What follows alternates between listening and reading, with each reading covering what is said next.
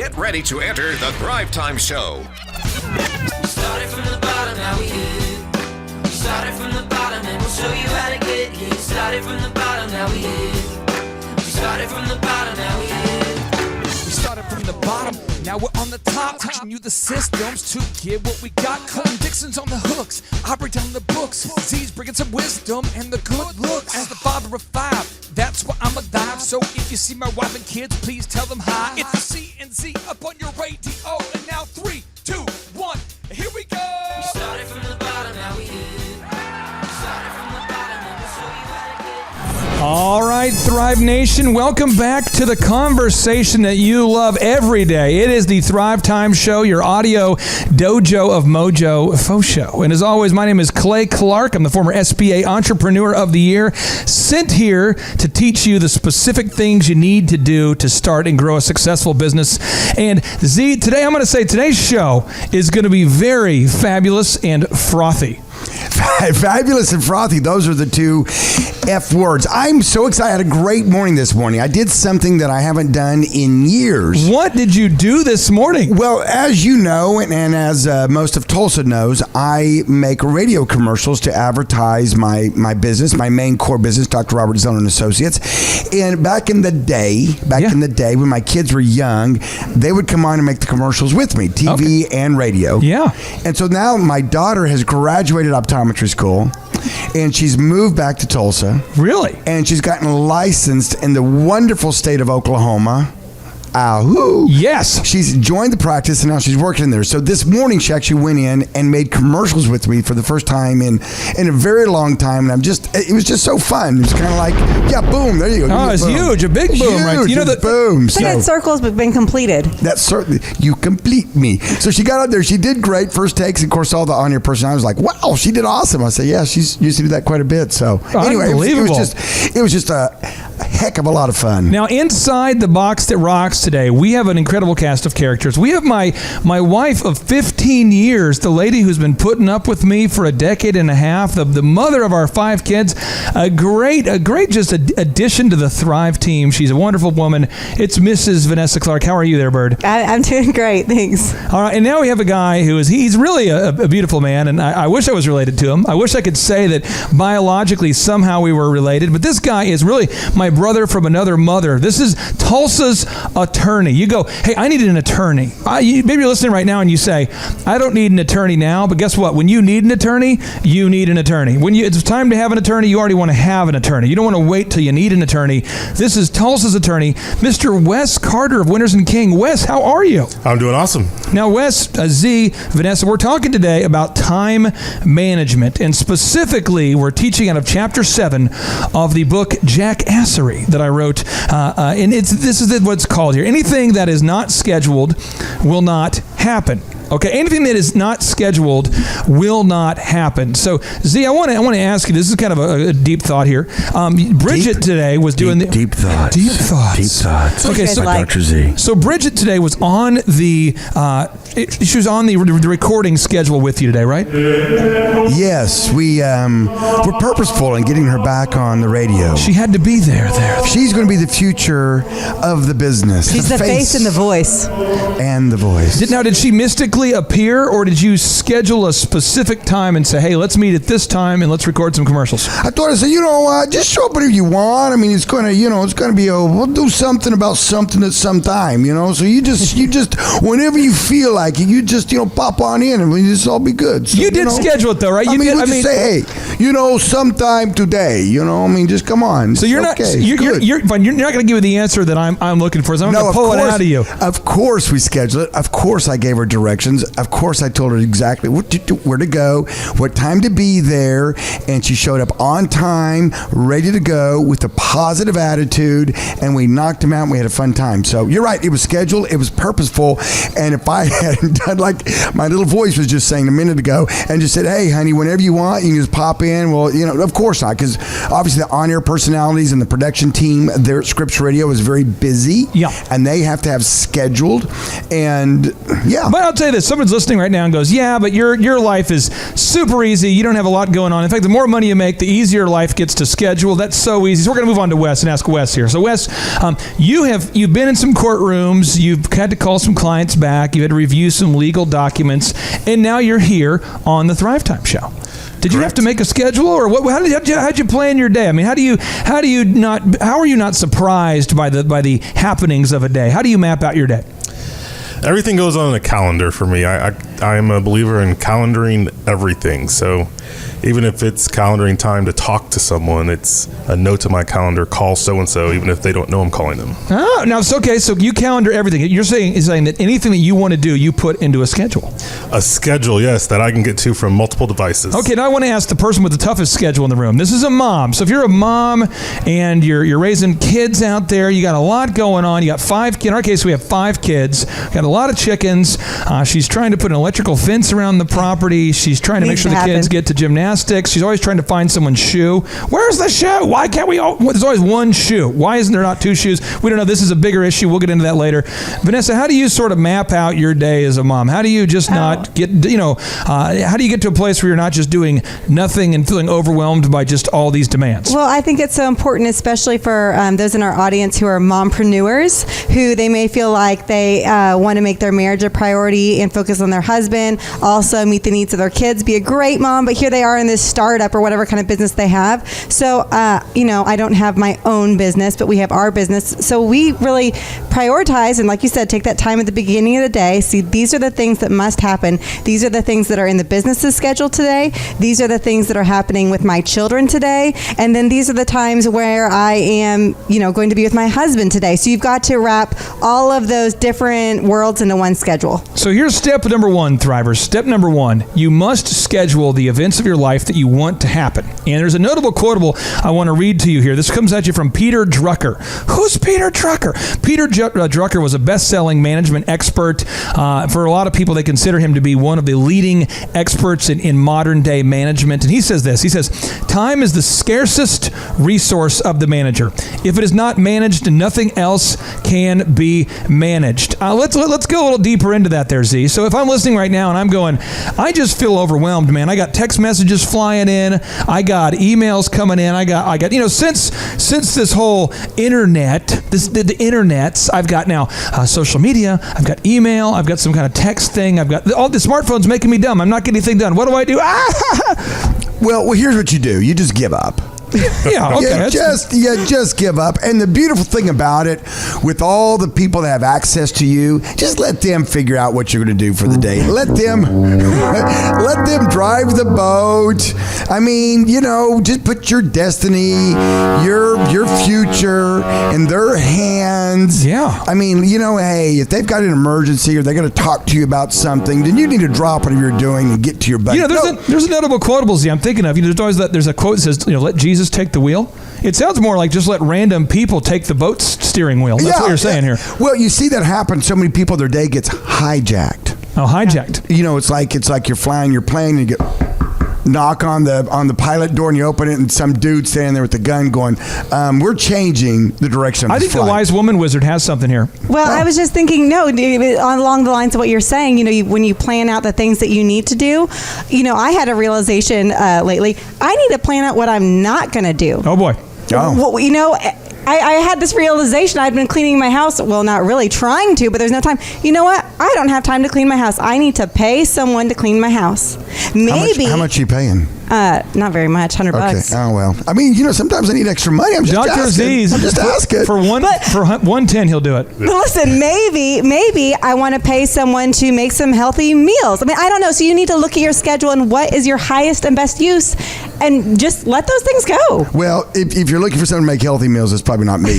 Though I do know how to drive to Whole Foods. I do know how to do that. Okay. And as I walk through Whole Foods, I think, this is doable. I was joking when I started off the show. I said, we're going to make make today's show festive and frothy. But I want to read you the definition of frothy so you kind of understand that I was joking with you a little bit here. Okay. Frothy means light and entertaining, but of little substance. Oh, we don't want that. And I think there's a lot of people that's what life is. It's just light, it's entertaining, but of little substance. They don't get anything done. It's just Right, jackassery everywhere. Well, what happens is, getting back to my analogy, they get their day gets hijacked, and it gets hijacked by somebody who's wanting you to do something that's not on your schedule. And so now you have this balance. Now, there are sometimes emergencies that pop up, and you have to make adjustments throughout the day. We get that. We're all humans. We've all had those kind of days.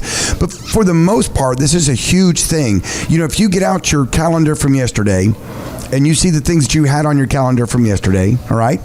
And then you say to yourself, did I get all those things done? And you might say to yourself, I didn't have anything on my calendar. There was nothing on my calendar. That's probably why at the end of the day, I've been on Facebook most of the day. I went to my job and did my job, but then at the end of the day, I watched 5 hours of Netflix. I had something that just happened today. This is very specific. Now, you said hijack. You remember the Dukes of Hazzard? You guys remember the Dukes of Hazzard? Well, sure, yeah. Roscoe P. Coltrane. There's that whole thing. And then like the dog from that show somehow became the Quick Trip mascot for a while. What was that dog's name? Lamar is what Quick Trip called it. Yeah, Lamar. So anyway, I remember that back in the day. Yeah, so you want to avoid getting your day hijacked. Let me cue up my hijack music, though. This is, remember that? They were the Dukes of Hazzard? Oh, yeah. Oh, yeah, this song was great. And they're always hijacking people's cars. And the thing is that Roscoe, he used to basically be distracted all the time, and he was somehow unaware that someone was climbing into his car. This always happened. Yeah. And then it would always be the same two guys, by the way, that somehow never served jail time.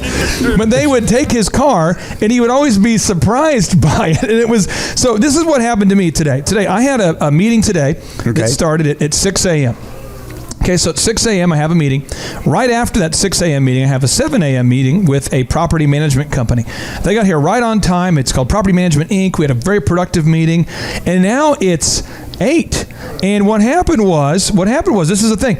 I go to change my clothes, and what happens is I go to change. I have my suits all hanging up because I have my new uniform. You change at the office. Yeah, I have my new uniform now, but I have my occasionally I have to wear a suit for these speaking events, these suit events. So I had a speaking event, so I had to go change in my uniform. And I open up my wardrobe deal nice and early, a couple hours before I needed to put it on. And I look, and someone has knocked down the whole thing accidentally, and it's all like in a ball. And I'm like, oh no.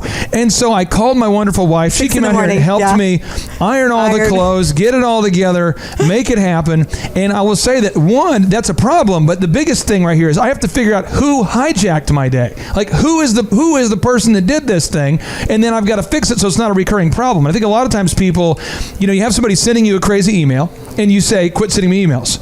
And then you do it again. Wes, you see this all the time in litigation, do you not? You see people that stay in litigation for, 4 years? Years and years. And what kind of advice do you give to somebody who you see it ending in perpetual litigation? What kind of advice do you typically give somebody who you see it, there's no end in sight, it's just going to go back and forth? What kind of advice would you give somebody like that?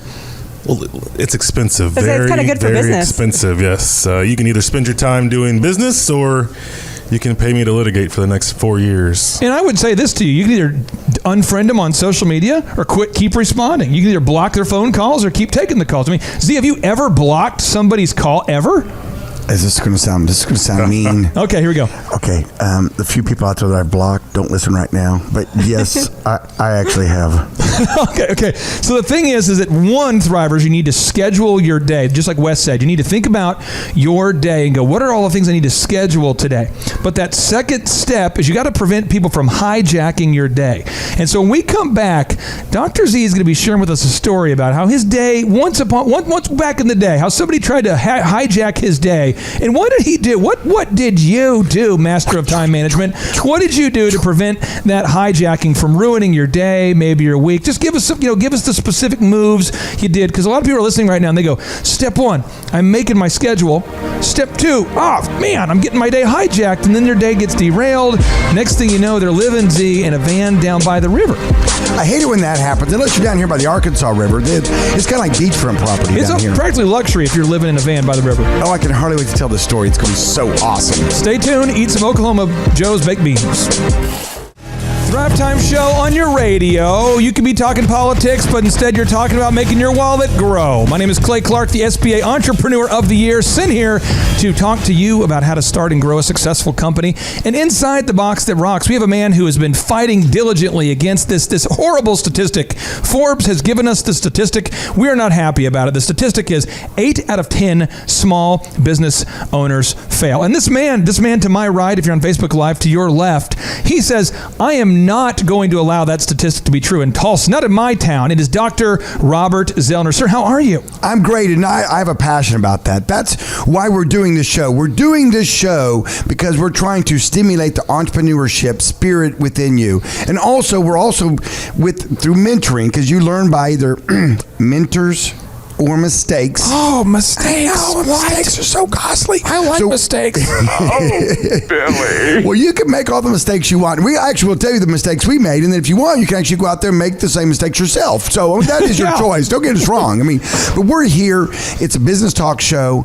Every day, Monday through Friday, 12 to 2, the Thrivetime show. And if you miss part of the show, or if you say to yourself, what did he just say? What did he say? You can actually go on thrivetimeshow.com, and we have all the shows down there as a podcast. You'll miss all the eye candy of the Facebook Live going on here now, because we have Vanessa and Wes on here, two fine people. Yeah, I mean, I'll tell you this, We're doing what we can. My wife is, when I went to college, my wife, caused the wandering eye. So I'm trying to focus, and I would just drift over and wander. And the problem is now we have Wes in the booth, and Wes Carter of Winters and King. This isn't their slogan. I mean, they're known as a reputable law firm. They represent some of the top ministers and evangelists in the country. They represent authors. They represent local Tulsa business owners. These guys are known for being a great law firm, but I know them as Tulsa's most beautiful man. I mean, that's what I know him as, and it's just so hard to try not to try to even pay attention at all with this kind of beauty in the box. We have to fight through it. We got to struggle through it. We got to focus. This show is going to be a challenge. We've got great topic today, and the topic today is time management. Yeah, and that's the thing I hear a lot from young entrepreneurs, young business owners. I don't have the time. Don't have the time. Very busy. And so today we're going to help teach you how to get the time. So here's the deal. Step number one is if you missed it, step number one, you have to schedule your to-do list. Whatever you're going to do, make a call, as Wes said, you're going to edit a document, anything you're going to do, schedule that beast in your calendar. But then step number two, you got to avoid hijacking. And there's all different forms of hijacking. And before we went to the break, I kind of explained to you that Z is going to share with us an epic story about how he was able to avoid hijacking. And so I've worked with our team to conjure up a great hijacking soundtrack to have ready that will play underneath this epic story. Are you ready? I love it when you go DJ mode. Here we go. DJ mode. Here we go. Do tell. So there I was in my office, snug as a little bug, up on the second floor of my optometry clinic with my one-way mirror glass that looks out on the lobby and the optical area. And I was sitting there going through my list of things to do, returning emails, doing texting. Look, it's the wise wizard. He's up there working. I see him. Answering phone calls. And lo and behold, there come a knock on the door. And I look up, and a young man walks into my office, unannounced, no appointment. I'm here to take all your time. Just there. And he says to me, I've got something really important to talk to you. Now, this is a person that I know, and so it's not like completely weird, like a stranger off the street, right? And so I look up and I say, Oh, Billy. Oh, Billy. Well, what can I do? And I'm sitting there thinking, I've just got that internal kind of oh no, it's going to happen. Well, I feel like I'm getting hijacked.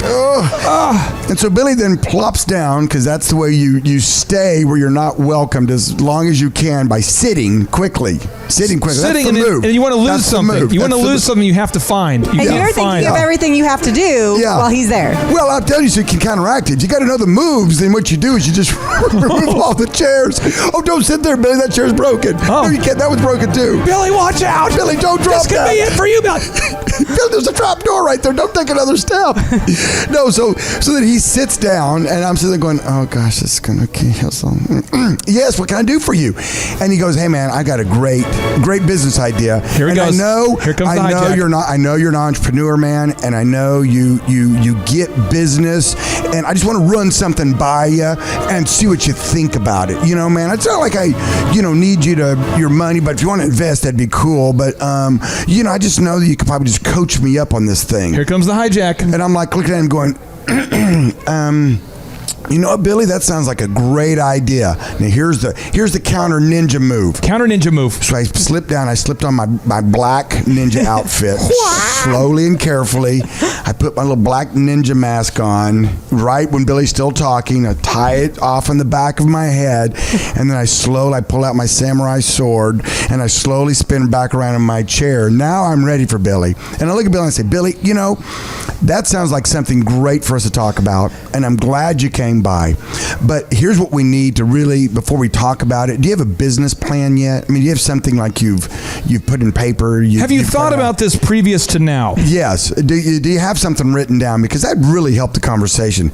And then Billy looks at me and goes, no, man, that's a great idea. Yeah. Well, I tell you what, why don't you get something written down? Let's get a business plan written down. I'd love to go over it with you. That's my passion. That's my heart, Billy. Love to do that kind of stuff. And then why don't you call my personal assistant? Let's get you on the schedule, and I'll be more than happy to meet with you about it. Okay, Billy? Okay, man. Yeah, cool. But well, that's a good plan. Let's stick with that plan. Have a great day. I got to run, but you just wrapped it up by asking him to do something that you know that he's not going to do. Yeah, I'll never see Billy again. And now that frees up your time, and you didn't have to have a confrontation or hey, get out of my office. It was a tactful move. I see that you do this move a lot. I don't know if this counts as an official icebox move, but it seems like an icebox move. It's my move, and it's patented. It's called the icebox. And you know what? Anybody listening out there, you can use the icebox as much as you want. And you know what? You're welcome. You're going to thank me down the road. You're going to type in info at thrive15.com. Tell Dr. Z, thank you. The icebox is great. Preemptively, you're welcome. And if you didn't do that, you could have very easily been sucked into, him wanting you to be involved doing various things that will never happen. Right. If he hasn't got a business plan together, more than likely he's not going to take the steps needed. To talk about his coffee shop idea. And your time would have been wasted. Yeah. So that's what you do. You take that idea and you go and you put it in the icebox. Right? And so you just put it on the ice, you just kind of cool it off, and you say, okay, do this, jump through this hoop, do this, and then let's get you on the schedule. And you might do it. You know what? Billy out there If he does it, then all of a sudden he qualifies to occupy your time. But if he doesn't, he's wasting your time. Ding, ding, ding, ding. You just hit on a golden nugget we need to touch on. Oh, now here's the deal, Thrivers. Now, when we come back, Wes Carter of Winters and King, Tulsa's #1 law firm. These guys are awesome. He's going to be getting into how to deal with the 1-hour call that became the 3-hour call. And Vanessa's going to deal with what we like to call the rescheduler. This is the person who wants to meet you for coffee, and they've rescheduled 3 times, and now you've had the time of 3 coffees invested when you only wanted to meet them 1 time. So we're going to deal with the rescheduler and how to deal with the 1-hour 3-call mega move. That's a dirty move, and as an attorney, you know what that is. They're buying an hour of your time, and next thing you know, you're there for 3 hours. How does that happen? How do you deal with it? And Thrivers, I'm telling you what, right now, before the break, you need to go and find the nearest Oklahoma Joe's. You need to find it right now. You need to Google that beast. Go find it. Have yourself some Oklahoma Joe's baked beans, and then come back here and join us when we come back teaching you time management on the Thrivetime Show. All right, Thrive Nation, welcome back into the conversation. We're broadcasting inside the box that rocks, which is located on the left side of the Arkansas River, the left coast with the most. It's also located inside the Palace of Prophets, Z, and inside the Temple of Boom. It is time to resume the Thrive Time Show. My name is Clay Clark. I'm joined here with Dr. Robert Zellner, Mr. Wes Carter from Winters and King, Tulsa's #1 attorneys. Do you have an attorney? Do you have an attorney right now? If you don't, give them a call because you want an attorney before you need one. And we're joined here with my incredible wife of 15 years, Mrs. Vanessa Clark. We're talking about time management and specifically how to avoid the hijackers. Now, before we went to the break, we were telling you how Wes is going to educate us because he's an attorney and he has to deal with this situation where I'm going to call it's Johnny 3-hour. Johnny, hold on. Wait one second. Okay. Oh, yeah. Right before the break, you told me to go to Oklahoma Joe's. Yes. Now, I'm there. I'm listening with my earbuds on my smartphone, and I'm in line, and I'm looking up at the menu just real quickly. My move is the burnt ends. I'm looking up at the menu right now. Okay, My move is the burnt ends. It's counter ordering there, by the way. Counter ordering. Ordering from the counter. Yes, order from the counter. Burnt ends and baked beans. And you know what? You're there. You're in line. You're welcome. You're going to enjoy. That's Clay's move too. He does the same meal. It's meat candy and the best baked beans in the world. It's what makes America great. And I tell my wife, I'm like, hey, let's get in the car. Let's take Aubrey to get some baked beans. Do I not do this? All the time. And you take me there and you say, please get something. And it is good. It is a good place. But yeah, you love those burnt ends and baked beans. Oh, yeah. Unbelievable. Now, okay, I just wanted, now they can order. So now we can go on. So here's the deal. So you find yourself in a meeting that, we'll call him, Johnny Mc3-hourson. So Johnny Mc3-hourson, every time he calls you, it's a 3-hour gap of your life. Just take it. A 3-hour window. Just take it. And so you book a 1-hour meeting with him, Wes. So you book a 1-hour meeting to discuss a legal issue. Yes. Or it's a personal issue. Doesn't matter. Either way, it's you book an hour. But you know that his default move is everything. He's the warm-up guy. It takes 3 hours for him to do anything. So that is the situation. So how do you deal with it when you're dealing with Johnny Mc3-hour appointment? Johnny, it's nice to see you again. Hey, good to see you. I just need to let you know that I have something I have to get to at 2 o'clock. And Absolutely. I know it's 1 o'clock right now. We have a full hour, but let's just make sure we make good use of our time because I'm going to have to cut us off at 2 o'clock. Absolutely. Now, I see you using the old bookend move where you're kind of telling me when the meeting ends, when you have to go somewhere. But you know what I'm going to do? I'm going to open it up to a personal story. Wes, there's a story. 16 minutes later, I'm still going, still winding up there. How do you curtail when he gets into that long-form story, Wes? And maybe I'm just meeting Johnny, so I don't know that I need to bookend him yet. So you get to the end, and you have a decision to make. Okay. Either stick it out with Johnny, because I'm billing him by the hour. Okay. Or if I do that, I'm going to delay all the rest of my appointments for the day. Yeah. Oh. Or tell Johnny, look, I'm really sorry. I'd love to continue this conversation. I have another opening at 6 p.m. If you'd like me to call you back, we can go there. Glad to bill you then. Right. Wait a second. Isn't your first appointment free? Isn't that the deal with attorneys? I mean, I can come in there and take 15 as much time as I can squirrel away from you. No. Till you toss me out. That's why we have to put 15 minutes on that because Dr. Z would be in there for 3 hours. 15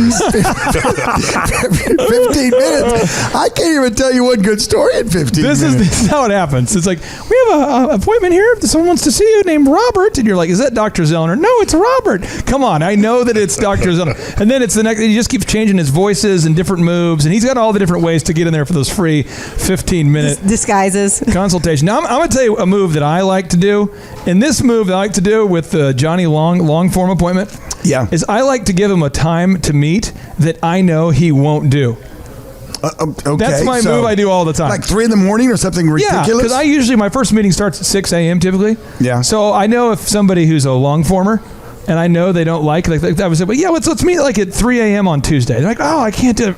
Oh, okay. And it's just it's a move because if it's a multiple offender who continually does the move. Okay, there you go. That's a move. Yeah, there you go, and that's right. But you don't know. I mean, what if what'd you call him, Johnny McLong meeting? What was it? 3-hourson. Yeah, Mc3-hourson. Well, I mean, what if he has something really life-changing to tell you about? Well, his new product he's selling that's going to revolutionize your life. I think what you have to do is you just have to get into it and realize when you start conversations that you only live once and you have to decide, is this a conversation that I need to be involved in? And he's going to be very aware of how you are spending your time. Broadcasting live from the center of the universe. You're listening to the Thrivetime Show. Now I have one more tip for how to get out of this long form meeting, and then Vanessa's going to tell us how to deal with the rescheduler. So, do you remember the movie Tommy Boy? Do you remember Tommy Boy? I love that movie. Yes. Tommy. That was a great. I think Big that movie's man in a little coat. I mean, you think about the deeper movies out there. There was Dead Poet Society.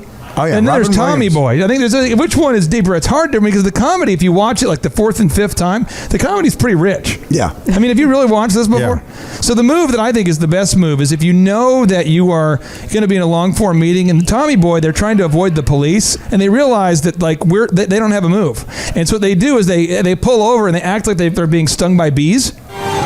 So here it is. Bees! Bees! Bees in the car! Bees everywhere! Oh, they're huge! They're ripping my flesh off! Roll around! Let me roll around on the ground! Forget that! I'm starting to swell up! Save yourself! Don't be the hero! Frank, I'm allergic to bees. Me too. They're huge and they sting crazy! We'll come back later and check on you. That's a move. That's a move. The old bee move. That's a move. I actually had a buddy of mine back in the day was speeding again, and he had I don't know how many tickets, and he sees that a police officer lights him up, woo, woo, woo, woo, woo, and of course he pulls over, and I mean he's just an absolute panic. I mean he can't get another ticket. I mean I think the way to take away his license. I mean it'd been a bad deal. Yeah, and he's just in ultimate panic. He's a teenager, you know. He jumps out of the car with a sense of urgency. Of course the officer's like, you know, kind of getting out of his car too, and so they kind of meet each other, and he's screaming at the top of his lungs. He goes, "My mom just had a heart attack." And he's like, "Oh my gosh, get back in your car. Go. And the police officer that's listening out there right now, I would like to apologize for my friend for doing that. That was probably about 30 years ago, maybe. Yeah, about 30 years ago. We did not share that move. Now, Vanessa, I want to ask you, how do you deal with the rescheduler? Somebody who they schedule an appointment with you, and then they reschedule. How do you deal with that? Well, oftentimes, you know, because a lot of people will come to me about your schedule, and so you are booked out tight, you're booked out solid, and if you've agreed to meet at a time, that is great, and you expect someone to be there at that time. And so if they'll come to me and say, you know what, I'd just like to reschedule, and instead I want to do Tuesday at 10. And I'm looking at them, that's great, they want to do Tuesday at 10, but I know, you know, you're booked out. So I think that the most important thing you can do there is obviously letting people know this is the time I have for you. And then if they don't show up to that time or they want to reschedule that time, you are not obligated to give them another time. You can if it works for you and it's mutually beneficial, but you don't need to rearrange your whole schedule to get this one random time. Instead, I like to say, let me circle back with you and show you the times we can do, but that's not going to be possible. Oh, so you're going with the old direct move. Circle back. Ooh. Yeah. Now here's the deal. Fancy. Here's the deal, Thrivers. Now, if you're listening right now and you're going, I am just struggling to manage my time. That you're not alone. Many people struggle with this. In fact, Lee Cockrell, the guy who used to be he was the former executive vice president of Walt Disney World Resorts. He said the number one excuse that people had at Disney World for not getting their job done was, I don't have enough time. And so we come back, we're going to go into his moves of how Lee Cockrell, the former head of Walt Disney World Resorts, how he would schedule and structure his day to get the stuff done that's going to help grow the business and improve your quality of life. Stay tuned. Thrivetime Show. All right, Thrive Nation, welcome back to the Thrivetime Show, broadcasting from inside the box that rocks in beautiful Jinx, America, the epicenter of entrepreneurship. You know, according to Forbes magazine, did you know according to Forbes magazine, Tulsa has been consistently rated in the top 5 cities for entrepreneurs to start or grow a business? Did you know that? I knew that, and there's something in the water. There's something in the DNA here, and that's why humbly submitted we're qualified to do the show. I mean, you, quite frankly, Clay, you really are probably the world's best business coach, and I say that with all sincerity. You've done a great job. You've grown tremendous businesses. You've sold some. You still have some interest in some, and you've been business coaching now for how long? 4, 5, 6? Well, what happened is in 2007, when we received that Entrepreneur of the Year award, we spoke at Rose State College. Yeah. And a lady there put her hand up and said, "Hey, I need help with my business. Could you help me?" Sure. And then we had a mortgage company reach out, and then it was an insurance company. So pretty soon, we had about 5 clients, and I didn't even have a name for it. Yeah. It was just like, I'll get you to the top of Google. And because no one really knows how Google works, but I had to make my business work. And no one knows how to do cold calling. And there's no systems for these things. It's all like these hocus pocus smoke and mirrors things. So really, I would say 10 years. 10 years. So 10 years. So you've been doing it. So when you approached me a couple, 2.5 now, I keep saying 2, but it's coming up on 2.5 years now. Yeah. When you approached me and you Shark Tanked me, you got on my schedule. schedule. We scheduled it. I came and you talked to me, and you cast the vision of being able to scale business coaching, i.e., making videos of successful business people, and then having it accessible, kind of like a Netflix, if you will. I call it the Netflix of business school, business coaching, and we did that with Thrive15.com. Why is it Thrive15.com? Because we want you to thrive in your business, because we know 80% of them fail, and we are going to stamp that out. And why 15 minutes? Because each video is around 15 minutes, plus or minus. And so you can get a little bit, you can binge watch all day, or you can just do a few videos. Now you can watch them by the mentors we have on there. And we're talking about great guys. And one we're going to deep dive into here in just a second, Lee Cockrell, who does time management teaching. We have David Robinson, who's like, an NBA Hall of Famer who does sports, does academy sports and does a lot of businesses down in the San Antonio area. And then we have other great people from around the country. Levine, that's Michael Levine. This Levine, guy, I keep pronouncing Michael it wrong. Levine, and he is the leading PR consultant for. He actually personally has worked with Michael Jackson's family, with Michael Jackson himself, with Prince. I don't know Prince. I mean the purple one, the Prince of Purple. Yeah, Pizza Hut, Nike. So we have these are the kind of mentors we have on there. We film them, we put them in categories, and for $19 a month, you can get on there. So when you came to me and you said, "Listen, I've figured out business coaching," and I said, "Yes, you have. You've done a great job. But now I've got to scale it, because that's every great business to the next level." And that's what we're going to teach you how to do on the show, is to have a great idea, how to then nurture it into a business, and then how to take that business and take it from being a job to an actual business where you can scale it to where you have other people doing it.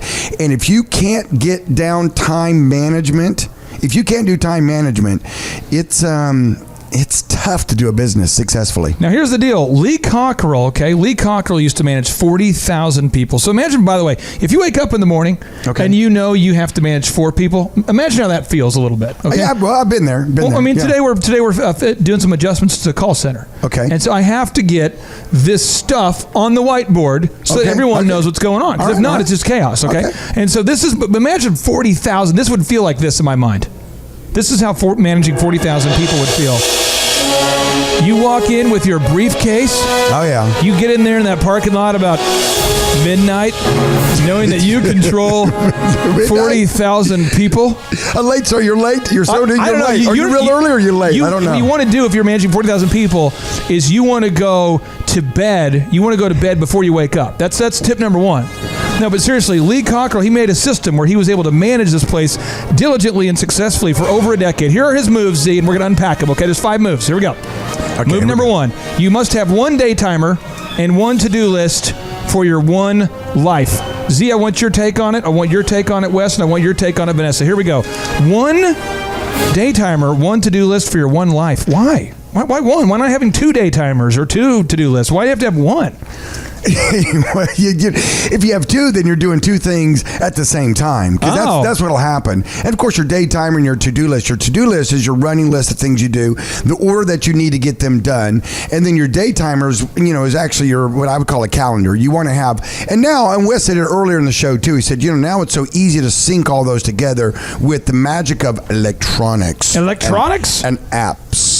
And digital formation. I swear I will never use a smartphone. They make people dumb today. When I was a young man, every young child didn't have a smartphone, and they were out there being smart. See, but now kids have a smartphone. They're dumb. I call them dumb phones. What do you think about that, huh?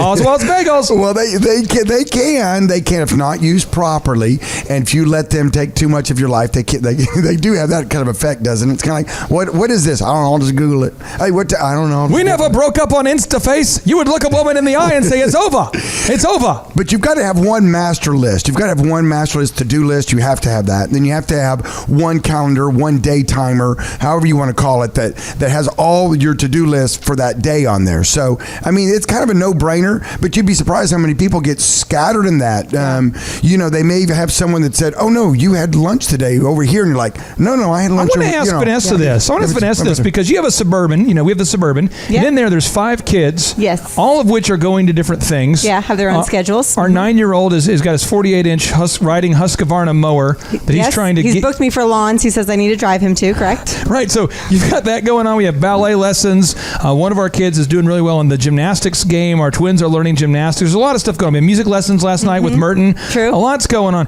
How do you organize it all? What do? Do you just mentally picture it all, or do you put it down somewhere? How do you do it? What works well for me is, like I said, I have some time blocks. I have time blocks of where I know I need to be at the office and focused, and that's where my focus is. Then I have a time block where I'm with the kids or I'm taking them to their lessons. Then I also have some where I know, okay, you know what? I am at the house and the kids are at the house, but I also know I have some free time to work on some stuff independently while we're all there. So I kind of have blocks of time. And then also I do have things on the list that I know absolutely must get done, but I'm able to delegate those things out and I just check on them later. So they're still on the list, they're still important, but they're not my highest and best use. Now I want to ask you this here, Wes Carter of Winters and King, the Tulsa's #1 attorneys, by the way. Now, the question I ask you today is, do you have an attorney? Because I'll tell you what, whenever you have a legal problem, that's too late. You want to have an attorney before that time. So call Winters and King, learn more about this beautiful man, that great company. They do a great job. Wes, I want to ask you this question. Broadcasting live from the center of the universe. You're listening to The Thrivetime Show. So how do you manage your to-do list? I mean, you've got to have a lot of legal documents you're editing and phone calls you have to have and court appearances. How do you do it? I do. I kind of use two different things. I have a to-do list and a calendar. They work together. Okay. So as we mentioned earlier, I have a good app. The app lets me keep a great to-do list. Are you using a smartphone or is it a handwritten app? And, I think one of the things that helped me a lot was a younger me had a home to-do list, a grocery shopping list, a work to-do list, and combining all those into just one master Wesley awesome list was a big help. Here's the thing that's making me crazy right now. This is the thing that's making me crazy. I see a lot of young entrepreneurs who they have a great idea, and what they do is they go, and remember, I am not I don't own this business. They come to me with their business and they say, listen, I need help growing my business. And I go, okay, cool. I give them a list of things they need to get done. Okay. And then each week they come back and go, oh, I forgot. Oh, this makes you so mad. It makes me crazy mad. And then I go, and I say, listen, I want to help you be successful, but I'm not going to continue to coach you if you're not going to drop by to get your stuff done. It's making me crazy. Okay. Because by the way, if you make a commitment to yourself and you honor it, it creates this thing called confidence. And if you don't do it, it creates dissonance, which causes you to feel bad about yourself. The point is, do what you say you're going to do. And then they'll say, well, what time management software do you recommend? And I'm like, here's first for you, I want yellow pad mode. Yeah. You write that beast down. Then we'll move on to something next. And they go, well, I'm doing Basecamp, but I can't get to sync with my Gmail and my Yahoo. And they create a technology barrier, Z, that prevents them from doing basic things. It's like they can't find their password, bro, and their login, bro, and it doesn't sync with. There's a place for technology, but there's also, you don't want to create that barrier. Hey, you know what? The old KISS rule applies. Keep it simple. Somebody. I'll just say somebody. Somebody, yeah. I'll say somebody. I don't want to say stupid because that would be mean, so I'm not going to say that word. But, get out a big chief pad. I like a number 2 pencil because it's just fun to write with. Go old school if you need to. I mean, circle in those ovals. I love it. Now, see, a number 2 pen, get it really sharp, and just go old school. I like yours because you've got yours on. Where's your pad? Where's your to-do list? Mine is out there on the bar. It is on the bar. She's on the bar. On the bar. And you have it down. You have it highlighted with all your little highlight colors. It's a super list. It's a super list that you get done. And you know what? Just go old school on that. You don't have to have all these 87 different apps that ding and chime. And Can we share what the list is? Everyone at home can use this. It is an Excel document. It is an Excel spreadsheet. Yeah, I use just the Google Drive, the Google app there, the Google Drive, and all it does is I can access it from anywhere, and every morning I print it out. And if I have anything I need to do, I write it on my list. Now, Travers, when we come back, what we're going to do is we're going to get into more of Lee Cockrell's super moves for time management. How did he do it as the head of Walt Disney World Resorts? We'll tell you when we come back. Boom. Oh, it's the Thrivetime Show on your radio. Radio, and away and away and away we go. My name is Clay Clark, former SBA Entrepreneur of the Year. Sit here by Scripps Radio to help teach you how to start and grow a successful business. And one of the things it's a great joy for me is the people we get to have on the show. The Oklahomies that we get to feature on the show, the Tulsa success stories, these regional and national success stories, people that have turned their dreams into reality and who are in the process of turning their dreams into reality, and just getting a chance to spend time with some great people, to actually schedule time to spend time with great people, to be here intentionally with you on the air every day from 12 to 2. And the guy to my right, this guy has been a mentor in my life. He's a guy who started off as an optometrist. Then he went from the optometry business to, what was the next business there, Z? A sleep center. And then auto auction. Then the auto auction. And then a couple of DME companies. Durable medical equipment companies. Then a horse ranch. Rock and Z Ranch. And then an online school. And then a radio show. And it all just makes sense. If you put it all radio together. show. Oh, that's this show. Yeah. So here's the deal, though, is in order for you to build up all these things and to say yes to all these things, you've had to give up some stuff. You've had to say no to some things. And so Lee Cockerell says this. This is Lee Cockerell's step number 2 from his book, Time Management Magic. This is how the man who used to run Walt Disney World Resorts would tell you how to manage your time. He says, you must assign the right priorities of urgent, vital, or important. What he's saying is you have to classify what has to get done versus some things that would be nice to get done. So for me today, Meals on Wheels, there's a guy named Mr. Calvin, who's a former client of mine. He said, hey, I want you to run a call center for me during the month of February. So I had to get that done, and I have to get the whiteboard built. And no matter what's going to happen, I got to get the whiteboard done for the call center management, and I have to get that deal done because I said I would. No matter what today, that has to happen. But I had to give up some things. So I want to ask you, on your daily basis, what are some things that you've had to give up that maybe other people go, oh man, I'm spending a lot of time over here, and you're spending none of your time doing that because you've had to give it up? Well, can I go old school? Go old school, man. Well, I remember back in the day, I was going to Union High School here in Tulsa, Oklahoma. Okay. I was 13 years old. Yeah. Actually 14. And I missed I didn't go to any home football games. Really? Yeah, I wanted to, but I didn't go. You know why? Why? Because I had a job, a J-O-B, a job, and I learned early on that in order to be successful, you had delayed gratification. So I said, you know what? I worked at a restaurant, and the weekends were always the busy times. You made the most tips. I was a busboy, and so I had a choice. I could not work and make money, or I could go to a high school football game and watch the team play. You know, the point is I'm trying to make is that, you know, a lot of times people think their choices are in time management. It's really what you're not going to do, but it's also what you're going to do in that time. If you say to yourself, well, I'm not going to go to the football game, but I'm going to sit home and watch Netflix all night, you know, that's not being as productive as it can be. You know, you're not really delaying your gratification. You should be working on your business when you're not doing the thing that you would be perceived as fun. Because you know what? Eventually, when you build up your business, eventually when you get you have time freedom and money freedom, then you know what? Then you're at the Super Bowl. Then you could go watch any football game you want to watch whenever you want to watch it. Now I want to ask Vanessa this here, because you as a mom of 5 kids and working with me in the businesses, there's things that you give up that maybe other moms who are listening, they feel like they have to be the super mom and this mompreneur. They're trying to run a business, and they feel like there's a big list. I don't know what society, because I'm not a woman, I don't know, but there's a big list. I think women put a lot of pressure on themselves to do all these things that society says you have to do this and you have to do this to keep up with Miss Jones. You know, Mrs. Joneses. What kind of things have you had to give up to say yes to what you do now? Well, first off, we're in a great situation. We're really blessed that I have you as a teammate, so I'm not having to, as a mom, run an entire business by myself, but instead, we have a family business, and you primarily run all of it, and I see myself as your right hand. I'm there to help whatever you need. You're my life coach. But what I have given up, I guess, if you have 5 kids anyways, you have to look, and I would say, Havana, you have these 3 lessons that you take. which two do you like the most, or because at some point it is too much to take 5 kids in 3 different directions each. And so I think just going down and seeing what is your highest and best for each child, what are their giftings, for myself, how can I best assist my husband, you, and where can I used to come into the office and buy all the supplies. I thought, this is ridiculous. I don't have time to do it. Okay, I'm going to have someone else do this. I used to by hand myself do all the taxes. Now I said, you know what?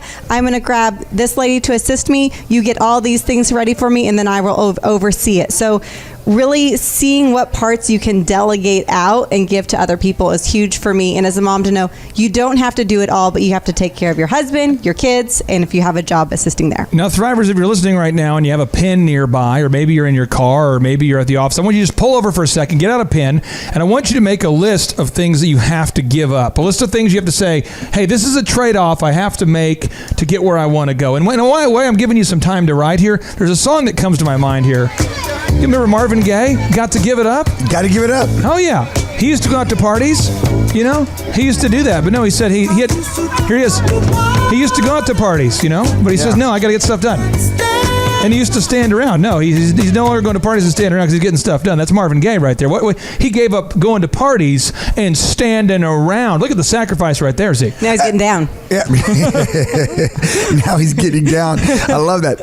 You're right. I mean, you have to prioritize. And his step number 2, Lee Cockrell's step number 2 is that, one thing that I see is that so many people are doing something that's on their list, but it's not the most urgent thing on their list. It's not the thing that they need to get done the most right then.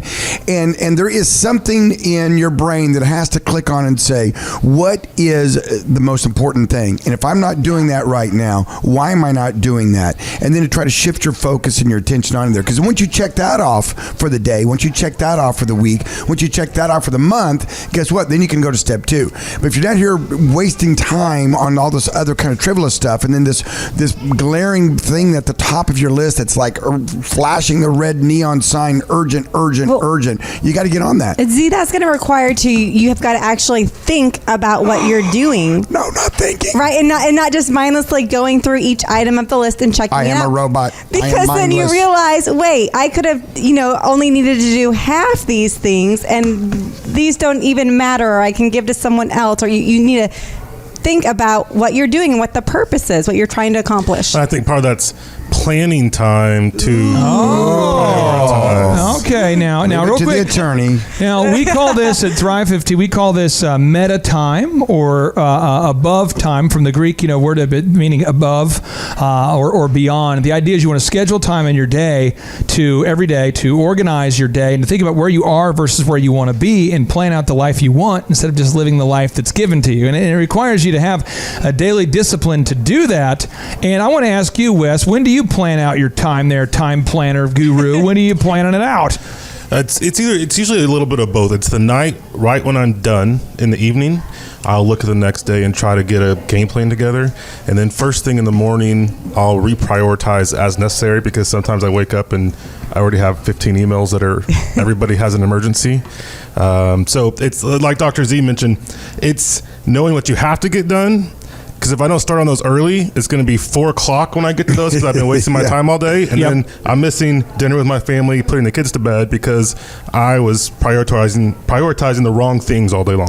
There's a book by, some people pronounce it as Ayn Rand or Ayn Rand. But this book is called Anthem. She's also the person who put together The Fountainhead and Atlas Shrugged. Broadcasting live from the center of the universe. You're listening to the Thrivetime Show. One of the thoughts that she has that kind of blew my mind when I read the Anthem for the first time was that she discovers that people who are successful have found a way to prioritize their life over everything else. And then when they do that, they have the time freedom needed to actually help more people. It's this weird thing. So, and so as an example, today, I'm just giving you an example, Thrivers. If you're going, I want to come in the office and see what you're doing. Okay, well, here's the deal. I have to get the logo, the cover made for my new book. And I have these books where I wanted to get them all done. I'd written all the manuscripts, so I wanted to get them all done right away. But it's a book called Do Your Job, a look under the hoodie of Bill Belichick. And the idea is it's a fun book for management principles. It looks really good, but I want to get that done so that way many Thrivers that know that I constantly reference the Patriots and in their awesomeness and their excellence. And I have to say, you must send one to Belichick and one to the whole team. In fact, the whole team needs a book sent to them. I want to. And the thing is, I am obsessed with the Patriots, and so I had to design it. I sketched it out. Vanessa knows I went back and forth with working titles. Yep. That's not the kind of activity I'm going to do during my work day. So I have to prioritize, hey, this really matters to me and my family really matters to me. So I have to figure out when am I going to do that. And I know a lot of people who you want to become an entrepreneur, but for some reason you can only prioritize getting something done for your clients. So for your clients, so you as an attorney, you as an optometrist, Z, you as an incredible wife, there's always people putting things on your to-do list, and you do them because you want to be excellent and you want to be honest and you want to be accurate and you want to do a good job. So good. But are you putting things on your list for yourself that are for you? Because if not, you're just going to end up doing what everybody else wants you to do, Z, that you're going to end up just doing everyone else's to-do list. I tell you, it's a beautiful thing when you see a person that can manage their life and be what I call a powerful person. Powerful person. What does that mean? That means someone that is doing the things that are on their list, their priorities, and taking care of their stuff. What they're not being, they're not a rudderless boat in the sense that the wind's blowing and just whatever way the wind's blowing, that's how my boat's going to go. No, they've got a rudder down in the water and they are steering their boat. Sometimes they've got to go upwind. Sometimes they're going against conventionality. Sometimes they're saying no to people. Sometimes they're saying no to certain situations, and what they're doing is sometimes delaying gratification, and they are fighting through time waste obstacles like a ninja. Now here's the quote she has from the book Anthem, which I encourage everybody to read. It's so good. It's from the book Anthem. She says, "My happiness is not the means to any end. It is the end. It is its own goal. It is its own purpose." Now, I read this. This was so freeing for me because here's an example. It's when you start a business, you have to work so hard. So when Wes first became an attorney, you're out there doing whatever you can do to drum up clients.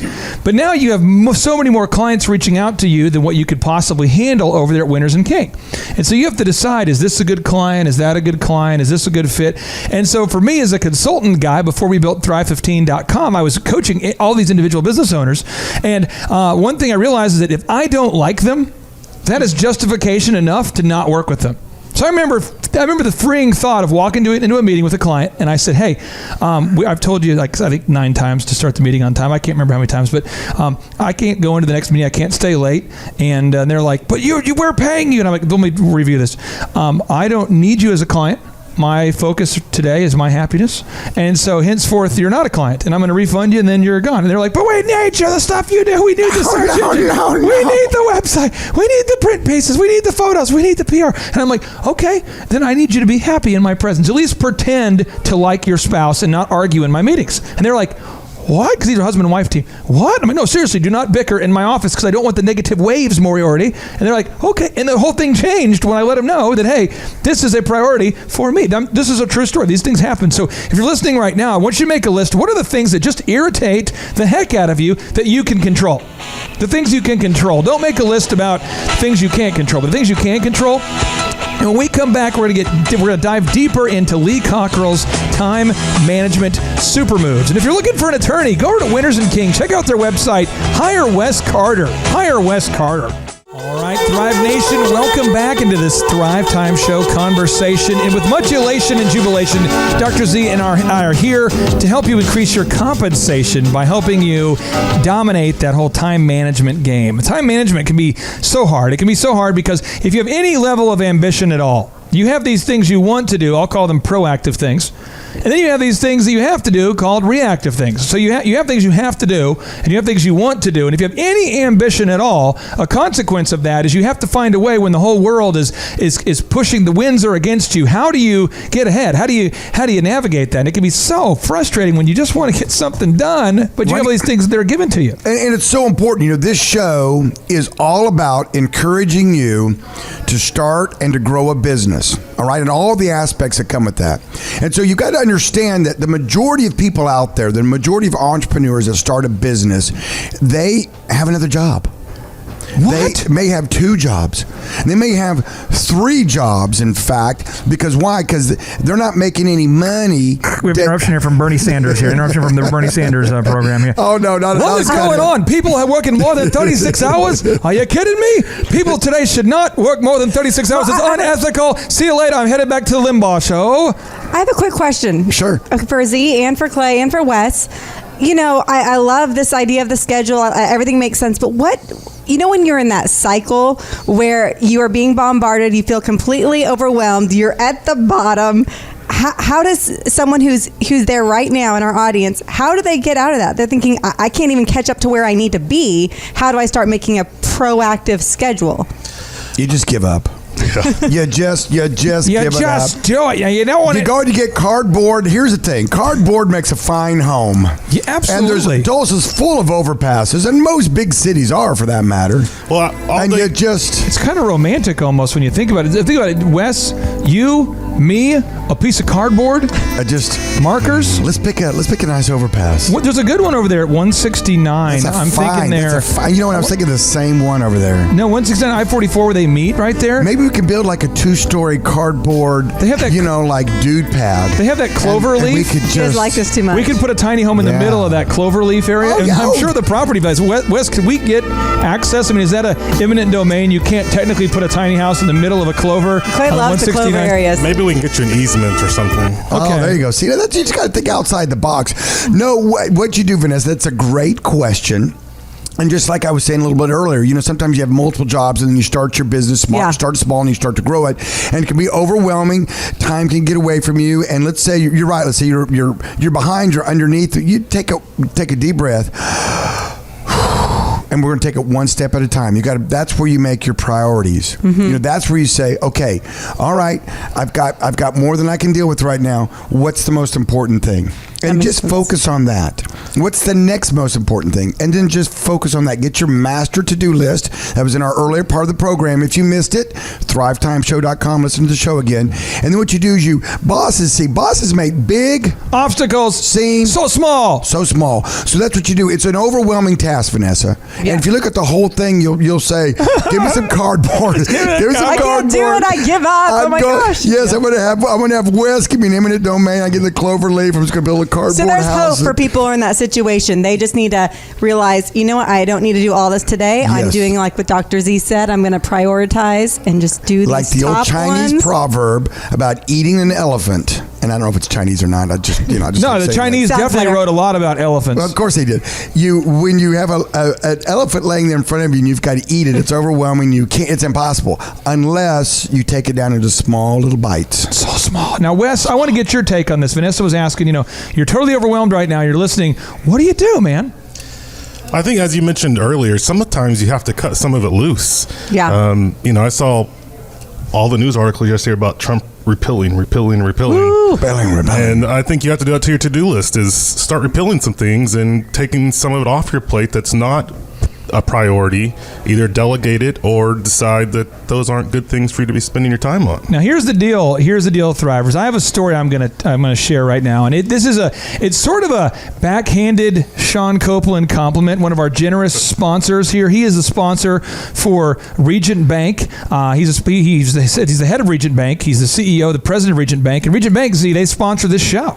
Oh yeah, they're a great bank. They're a business bank, and so if you're out there wanting to start a business and you say, I'm gonna listen to Thrivetime show and this is the year I'm going to do it. Now, I got to have a banking partner. Regent is a great banking partner. I'm going to cue up some storytime music for you. Okay, yeah. I love it when you get in story mode. Okay, here it is. Hold on.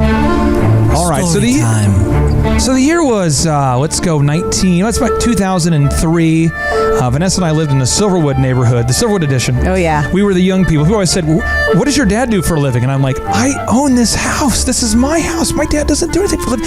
This is my house. My dad technically has a job, but this is my house.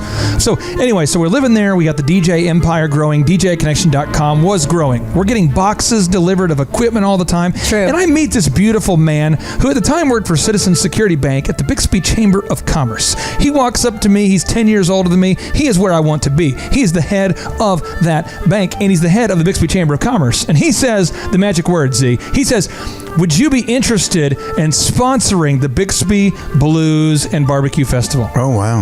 And I said, oh, I would be honored. See, there's a lot of honor there. And so I said, yes. Next thing you know, and I just want to clarify. So I think it was a huge event, but we weren't necessarily getting paid. It was the first we were honored event. to be sponsoring it, so we weren't getting paid. There was so much but we were honor. sponsoring. Keep there was going. so much honor. But this was the first year they had done it. Yes. And so I remember talking to him, and I'm going, okay, I can do this. Well, then I look at the list of what stuff we need to get, and I have to get like a 100-channel mixer, and I have to get a Sirwin Vegas subwoofer, and all these speakers. Because you were a DJ for like events and weddings, all that, and this was a big band, right? They wanted full-on live music, correct? Exactly. And so I ended up out of our niche a little. hiring a guy named Branham who ran the sound. The guys ended up living at the park for literally for three days. They were there, not figuratively, they did not leave the area for 3 days. The Washington Park there in Bixby over there by the river. They stayed there for 3 days, and it was kind of raining and such.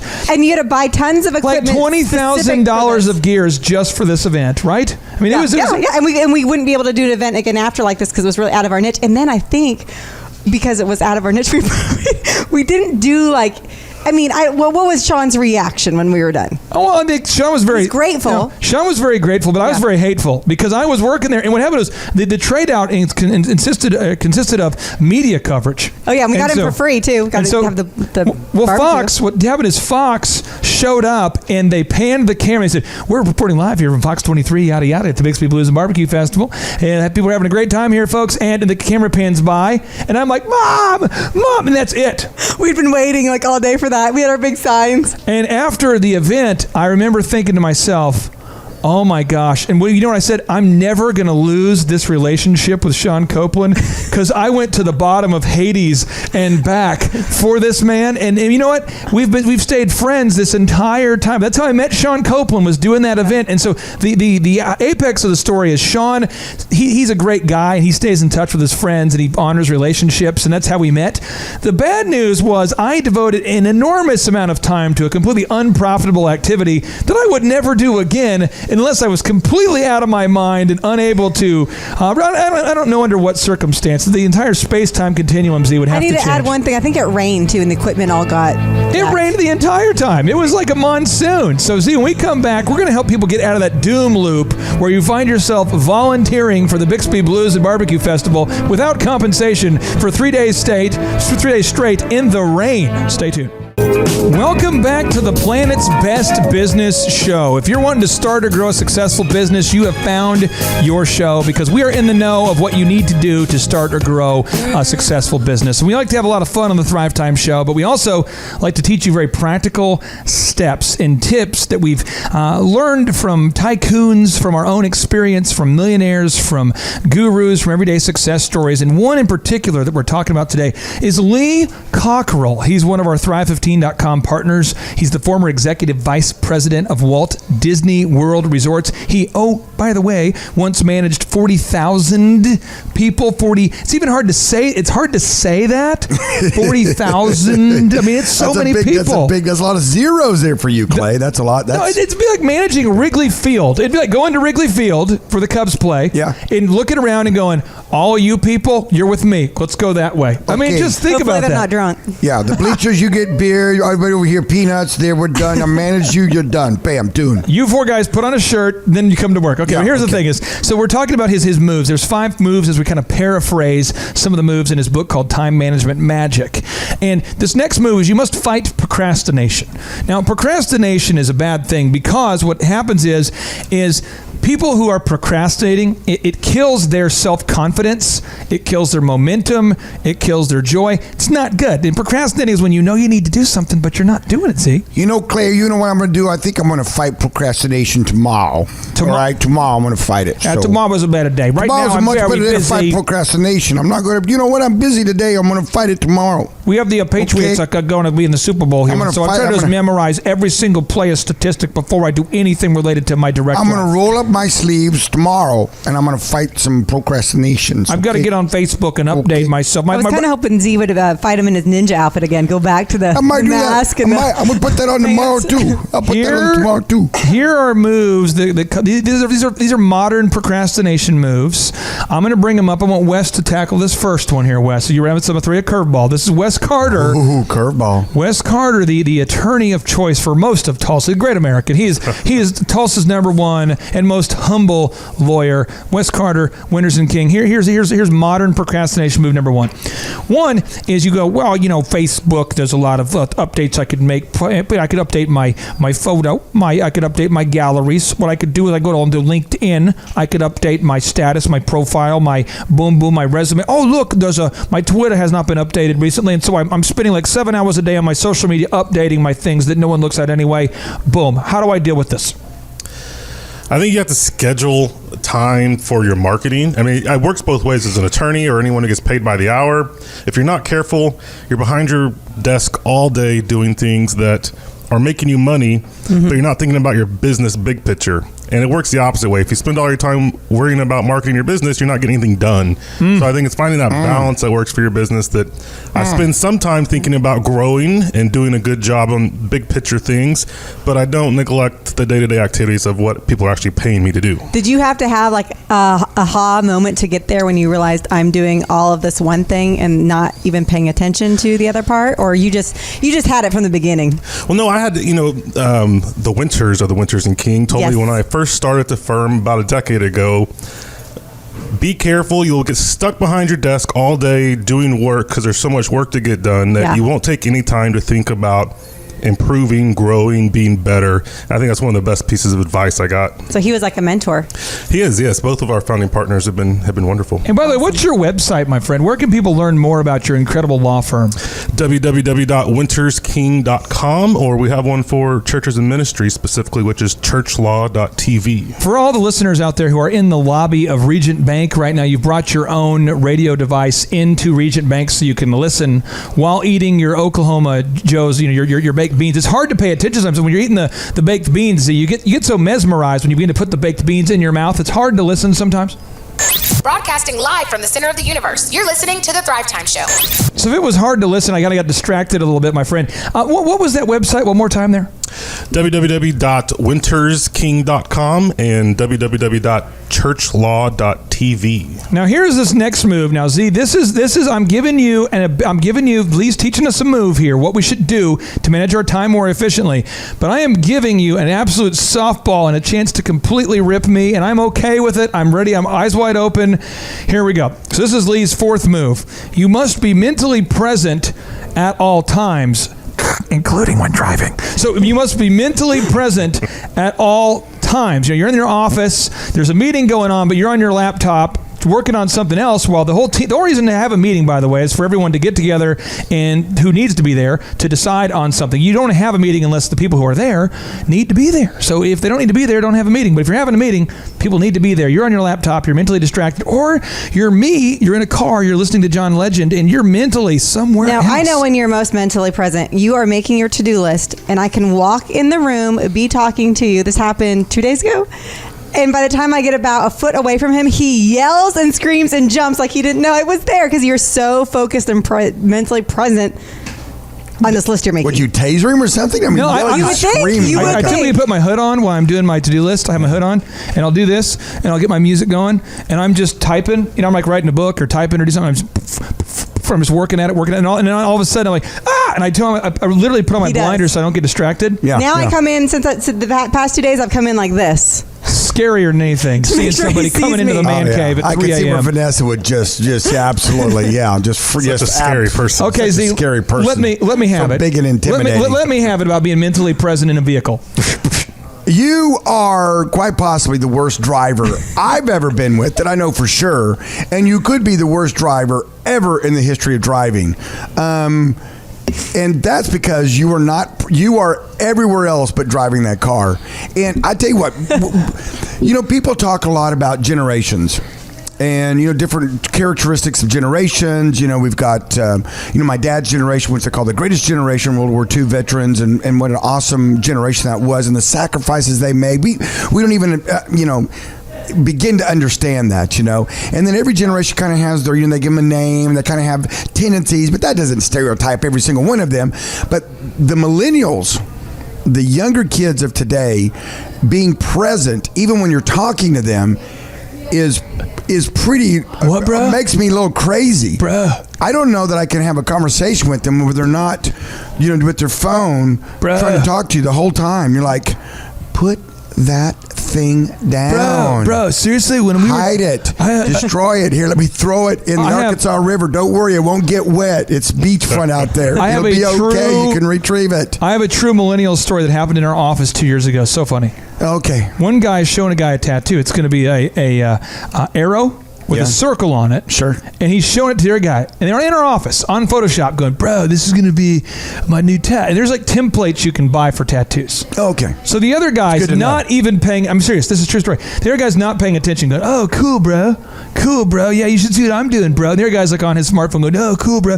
And they're doing this back and forth. Well, they get to work, and one day, I don't know what happened, they have their sleeves rolled up, and they literally have the same tattoos.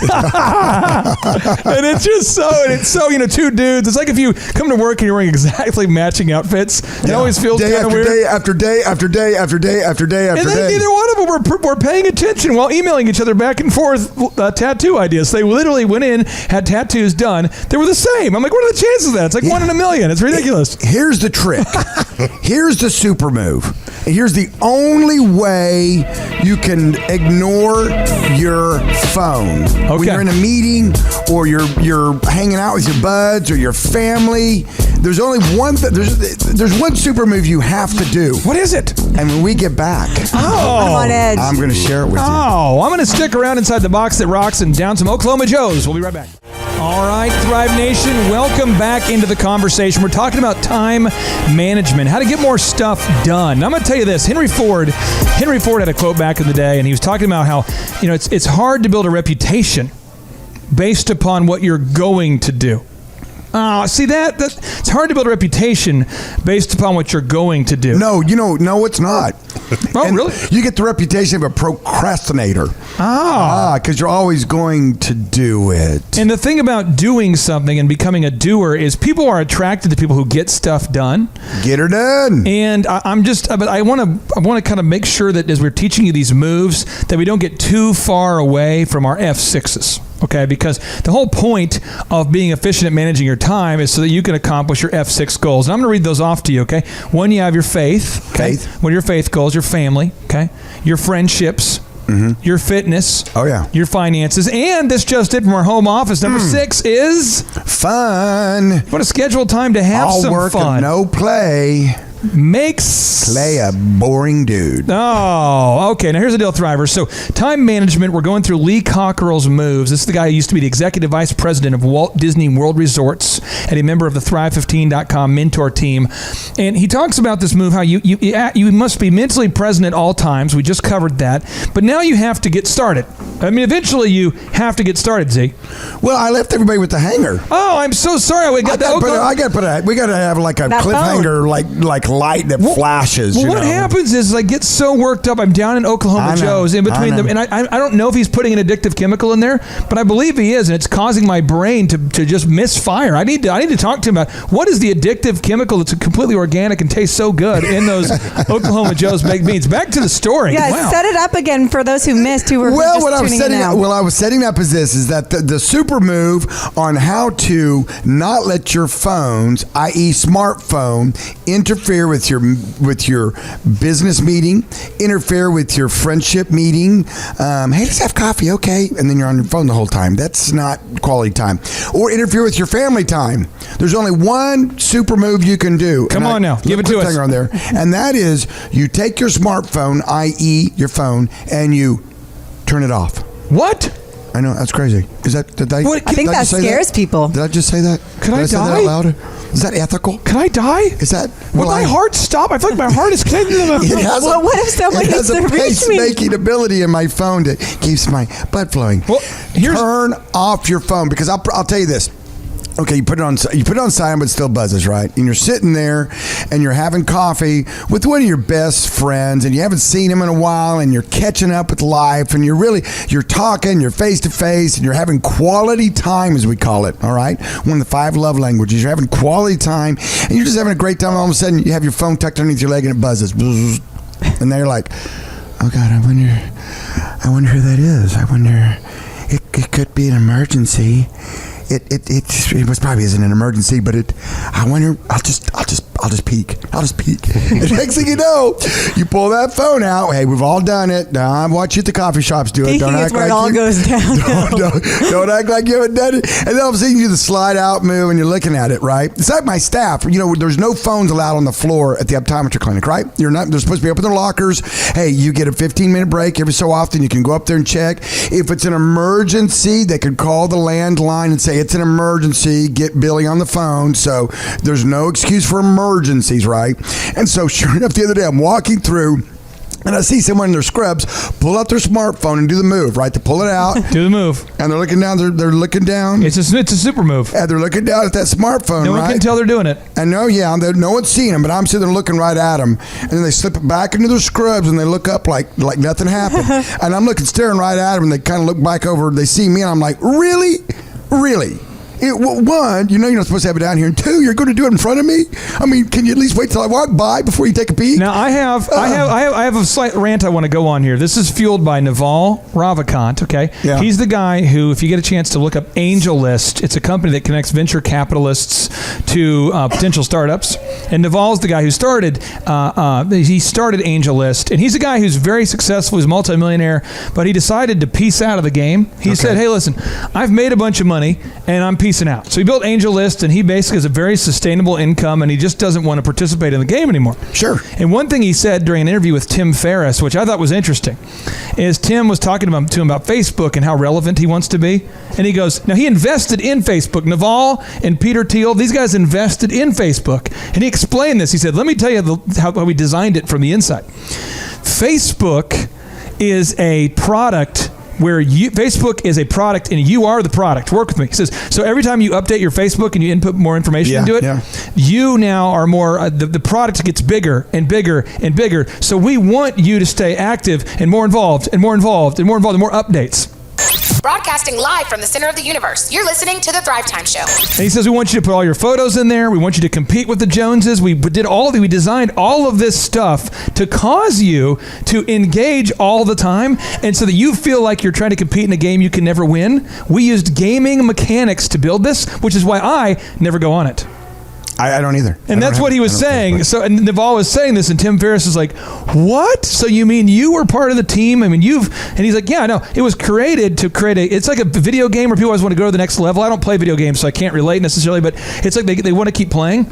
And they built Facebook to be that way. So all I'm saying is, if you're listening right now, those notifications, man, those are designed to sell product. So you got to be careful. So Vanessa, I want to ask you, because you're a mom and you're a woman, and obviously Facebook, I mean, with our age, Facebook is something we kind of went to college with, and it became a thing there.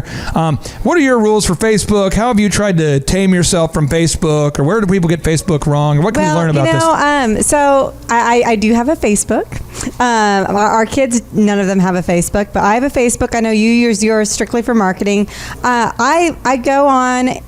I don't always do posts. I think my first kind of, they're not political, but I said I didn't like something. This is the other day, and what did you say? What did you say you didn't like? By the way, I did not think it was right for Barron Trump to be bullied the way he is. I am a mom. I have a kid who's Barron Trump. Who we're listening, going, I know Trump, but Donald Trump's son, and it just is a mom. It touched my heart, so I just put that out. And people are on you. Oh man, did you say something about Sasha and Malia when they were bullied? And and I in the end it came around, and the girl ended up saying to me, hey, I appreciate you being on here, but I just thought, okay, this is why I don't post anything political. So usually I just share trolls come out.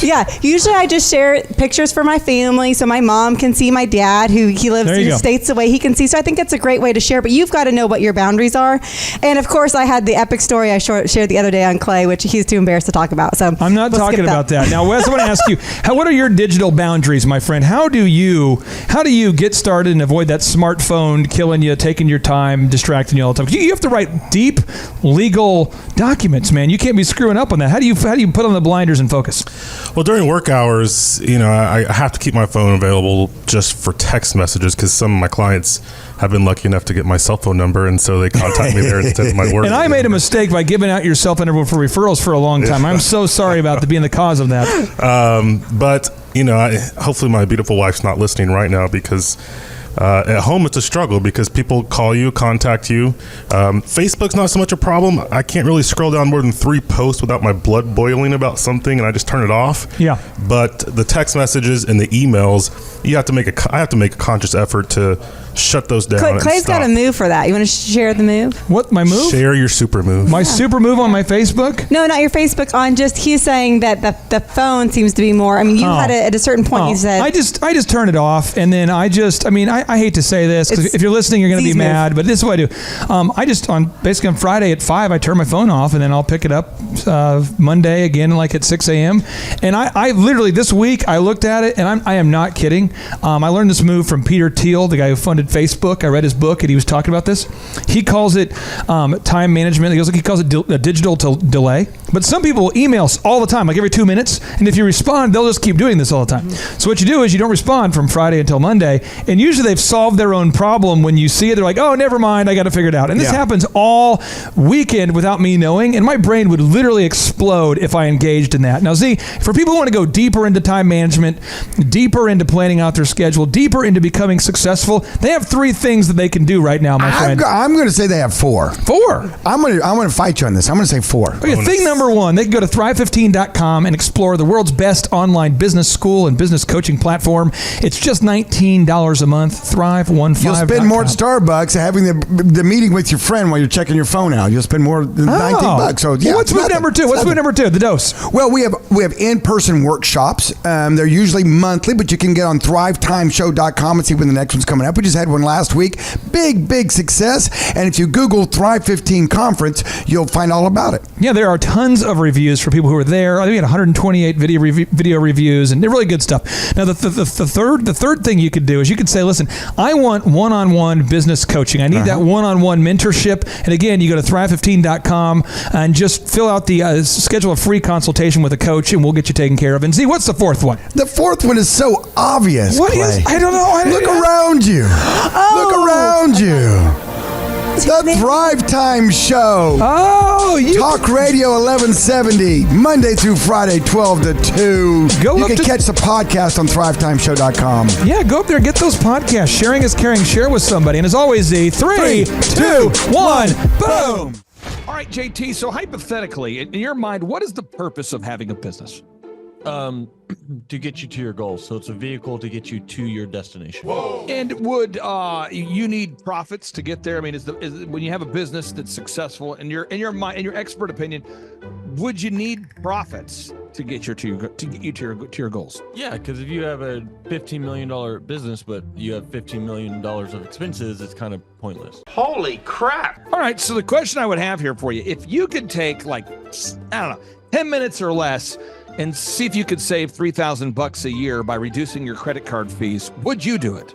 Yes, absolutely. Holy crap. Why would somebody out there who's listening right now who has a sane mind, why would they not go to thrivetimeshow.com/credit-card, thrivetimeshow.com/credit-card to schedule a 10-minute consultation to see if they can reduce their credit card fees by at least $3,000 a year?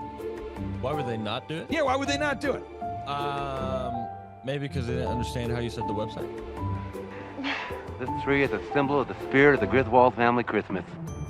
No, that's clear. Okay, so that could be true. So I would encourage everybody to check out thrivetimeshow.com/credit-card, thrivetimeshow.com/credit-card. What would be another reason why someone would not be willing to take 10 minutes to compare rates to see if they could save $3,000 or more on credit card fees? Maybe they think it is a waste of time and that it won't. It's not possible. There's somebody out there that's making more than $3,000 every 10 minutes, and they're like, nah, that's not worth my time. We getting there, right money.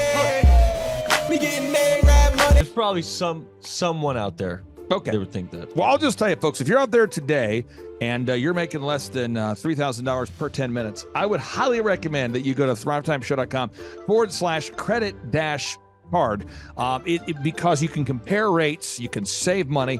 And, you know, the big goal, in my opinion, of building a business is to create time freedom and financial freedom.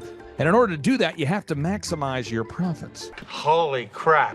Now, one way to maximize your profits is to increase your revenue. Another way to do it is to decrease your expenses.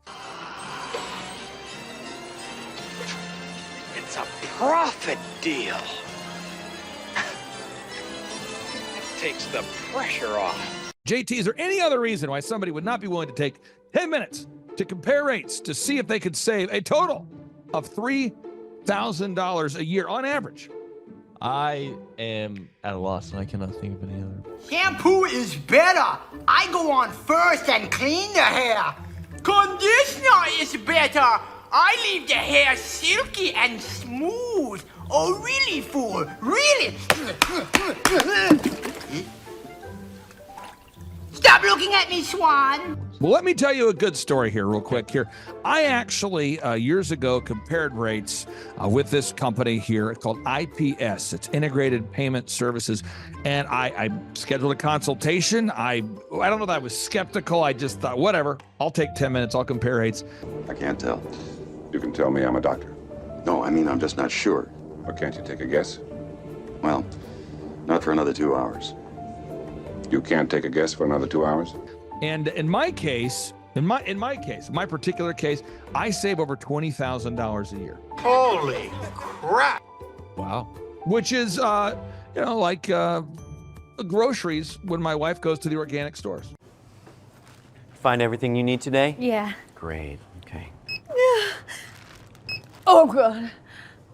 No. Everything okay, ma'am? It's just that you've only scanned a few items and it's already $60. I'm so scared. Okay, I'm a trained professional, ma'am. I've scanned a lot of groceries. I need you to stay with me. It's just that my in-laws are in town and they want a charcuterie board. This isn't gonna be easy, so I need you to be brave, all right? What's your name? Patricia. Trisha, all right. I need you to take a deep breath. We're about to do the cheese. You know, that's the difference between eating organic and not organic. So because my wife eats organic, I had to take the 10 minutes needed to compare rates to save the $20,000 a year on credit card fees just for one of my companies.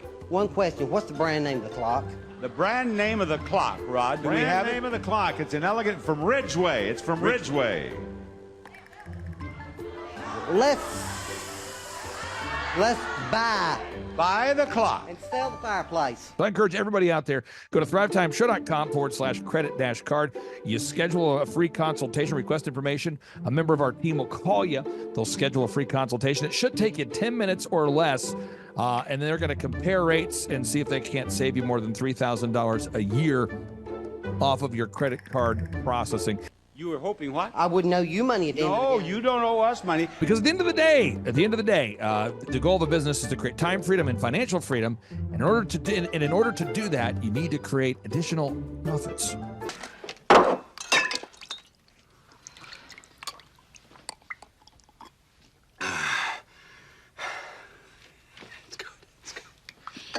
The number of new customers that we've had is up 411% over last year. We are Jared and Jennifer Johnson. We own Platinum Pest and Lawn and are located in Owasso, Oklahoma. And we have been working with Thrive for business coaching for almost a year now. Yeah. So what we want to do is we want to share some wins with you guys that we've had by working with Thrive. First of all, we're on the top page of Google now. Okay. I just want to let you know what type of accomplishment this is. Our competition, Orkin, Terminex, they're both $1.3 billion companies. They both have 2,000 to 3,000 pages of content attached to their website. So to basically go from virtually non-existent on Google to up on the top page is really saying something. But that's come by being diligent to the systems that Thrive has, by being consistent and diligent on doing podcasts and staying on top of those podcasts to really help with getting up on with their listing and ranking there with Google. And also we've been trying to get Google reviews, asking our customers for reviews. And now we're the highest rated and most reviewed pest and lawn company in the Tulsa area. And that's really helped with our conversion rate. And the number of new customers that we've had is up 411% over last year. Wait, say that again. How much are we up? 411%. Okay, so 411% we're up with our new customers. Amazing. Right. So not only do we have more customers calling in, we're able to close those deals at a much higher rate than we were before. Right now, our closing rate is about 85%, and that's largely due to, first of all, like our Google reviews that we've gotten people really see that our customers are happy, but also we have a script that we follow. And so when customers call in, they get all the information that they need. That script has been refined time and time again. It wasn't a one and done deal. It was a system that we followed with Thrive in the refining process, and that has obviously the 411% shows that system works. Yeah, so here's a big one for you. So last week alone, our booking percentage was 91%. We actually booked more deals, more new customers last year than we did the first 5 months, or I'm sorry, we booked more deals last week than we did the first 5 months of last year from before we worked with Thrive.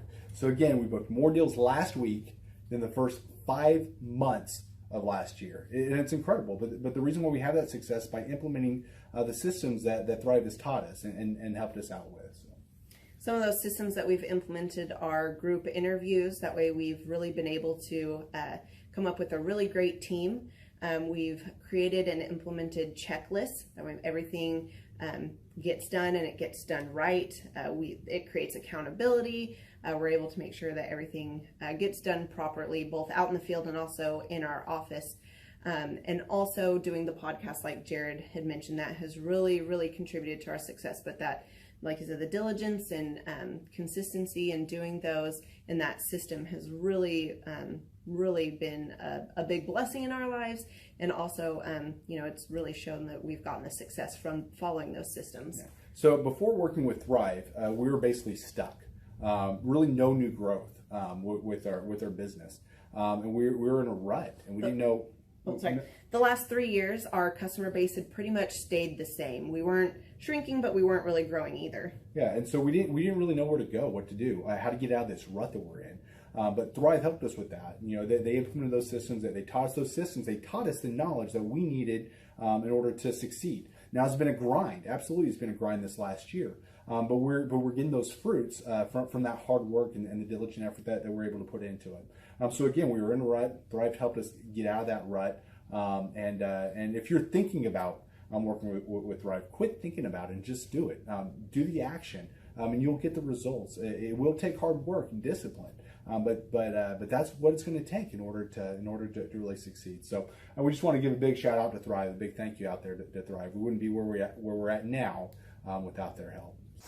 Hi, I'm Dr. Mark Moore. I'm a pediatric dentist. Through our new digital marketing plan, we have seen a marked increase in the number of new patients that we're seeing every month, year over year. 1 month, for example, we went from 110 new patients the previous year to over 180 new patients in the same month.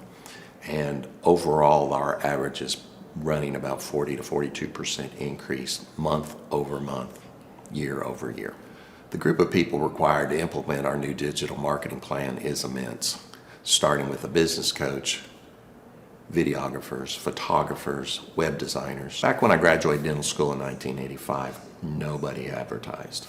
The only marketing that was ethically allowed in everybody's eyes was mouth-to-mouth marketing. By choosing to use the services, you're choosing to use a proven turnkey marketing and coaching system that will grow your practice and get you the results that you're looking for. I went to the University of Oklahoma College of Dentistry, graduated in 1983, and then I did my pediatric dental residency at Baylor College of Dentistry from 1983 to 1985. Hello, my name is Charles Colaw with Colaw Fitness. Today I want to tell you a little bit about Clay Clark and how I know Clay Clark. Clay Clark has been my business coach since 2017. He's helped us grow from 2 locations to now 6 locations. We're planning to do 7 locations in 7 years and then franchise. And Clay has done a great job of helping us navigate anything that has to do with like running the business, building the systems, the checklists, the workflows, the audits, how to navigate lease agreements, how to buy property, how to work with brokers and builders. This guy's just amazing. He's this kind of guy has worked in every single industry. He's written books with like Lee Crockrell, head of Disney, with the 40,000 cast members. He's friends with like Mike Lindell. He does Reawaken America tours, where he does these tours all across the country, where 10,000 or more people show up to some of these tours. On the day-to-day, he does anywhere from about 160 companies. He's at the top.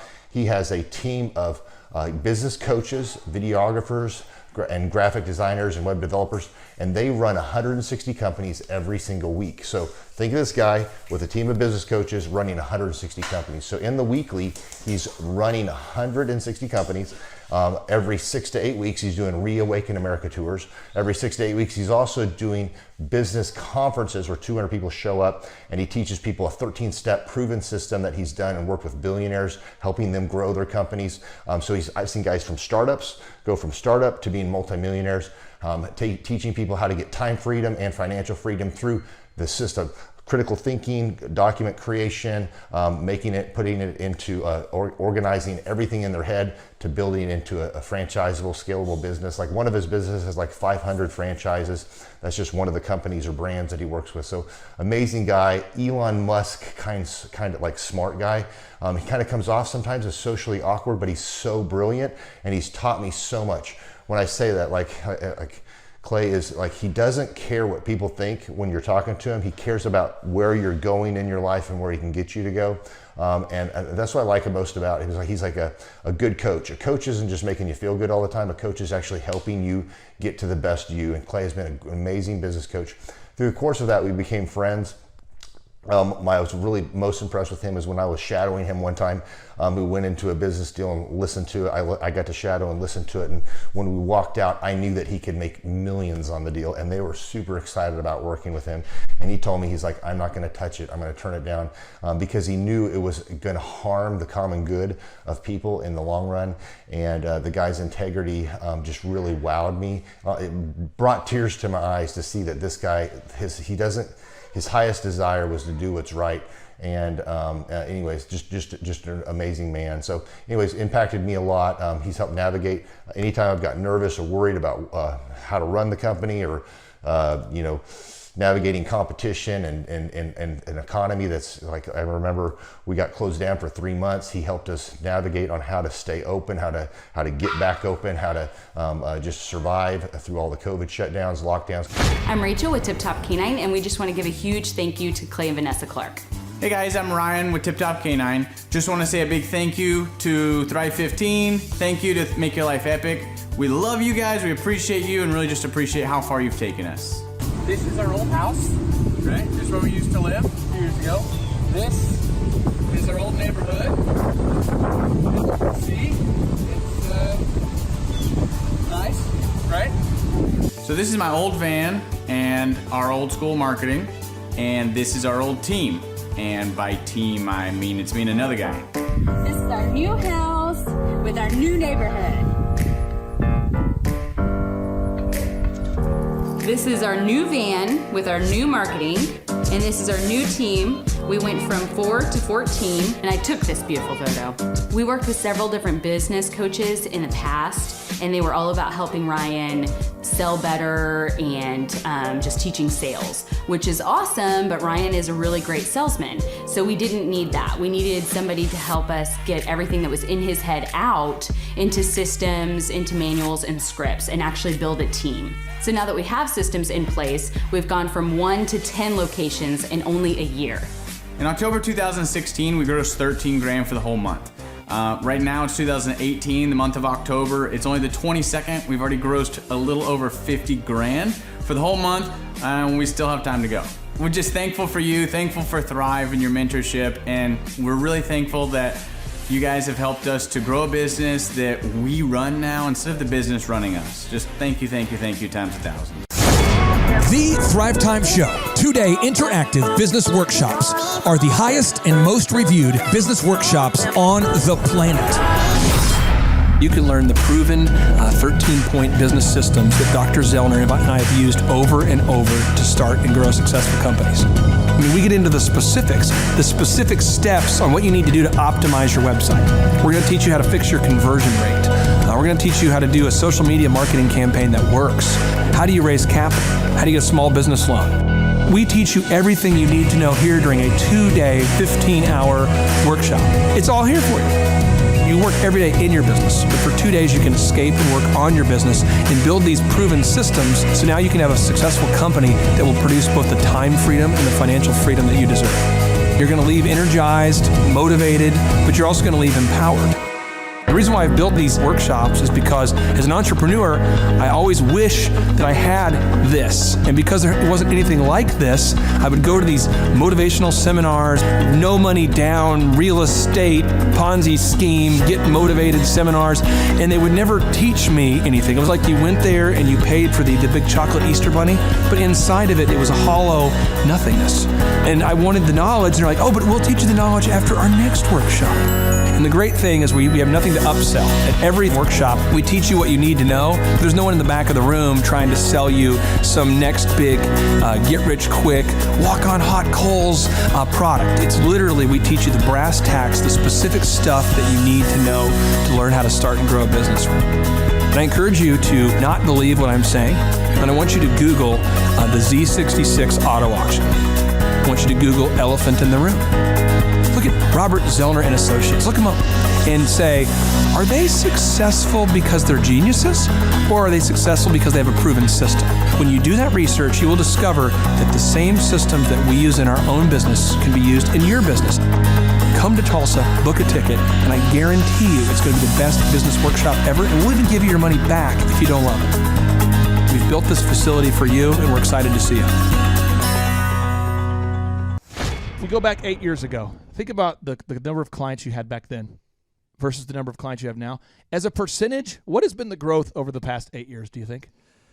We got to inspire somebody out there who just doesn't have the time to listen to their calls. Okay, so Clay, it's like I would go up and down from about $10,000 a month up to about $40,000, but it's up and down roller coaster. And so now we've got it to where we're in excess of 100 clients. That's awesome. And so I would have anywhere from 5 clients to 20 clients on my own with networking, but I had no control over it. I didn't, without the systems, you're going to be victimized by your own business. For somebody out there who struggles with math, if you, let's say that your average number of clients was 30 and you go to 100, as a percentage, what is that? I have doubled every year since working with you. So I've doubled in clients, I've doubled in revenue every year. It's 100% growth every year I've worked with. Now, so I'm looking, we've been good friends 7-8 years, and I've got doubled 5 times. Which is just incredible. I mean, the first time you do it, that's one thing, but when you do it repeatedly, yeah, I mean, that's unbelievable. We're working our Blessed Assurance off this year to double. We're planning on doubling again. We're incorporating some new things in there to really help us do it, but we are going to double again this year. I started coaching, but it would go up and down, Clay. That's when I came to you, as I was going up and down, and I wanted to go up and up instead of up and down. And so that's when it needed a system. So creating a system is you have nailed down specific steps that you're going to take no matter how you feel, no matter the results. You lean into them and you do them regardless of what's happening. You lean into them and it will give you X number of leads. You follow up with those leads, turns into sales. Well, I tell you, it's if you don't have a script and you don't have a system, then every day is a whole new creation. You're creating a lot of energy just to figure out what are you going to do. Right. And the best executives, Peter Drucker is a father of modern management. He said, the most effective executives make one decision a year. What you do is you make a decision, what is your system, and then you work like the Dickens to make sure you follow that system. And so that's really what it's all about. So with a script here, We have a brand new gal that just came in working for us. She nailed down the script, and she's been nailing down appointments. Usually we try to get one appointment for every 100 calls. We make 200 to 300 calls a day per rep. Right. And she's been nailing down 5 and 8 appointments a day. Somebody out there's having a hard time. That script. So she's making how many calls a day? She's making between 200 and 300 calls a day. Whoa. And our relationship is weird in that we do. If someone were to buy an Apple computer today, and or let's say you bought a personal computer, a PC, the computer is made by, let's say, Dell, but then the software in the computer would be Microsoft, let's say, or Adobe or whatever that is. So I basically make the systems, and you're like the computer and I'm like the software. It's kind of how I would describe our relationship. Yeah. Tim, I want to ask you this. You and I reconnected. I think it was in the year 2000 and what was it? Maybe 2010. Is that right? 2011 maybe? Or no, maybe further down the road. Maybe 2013.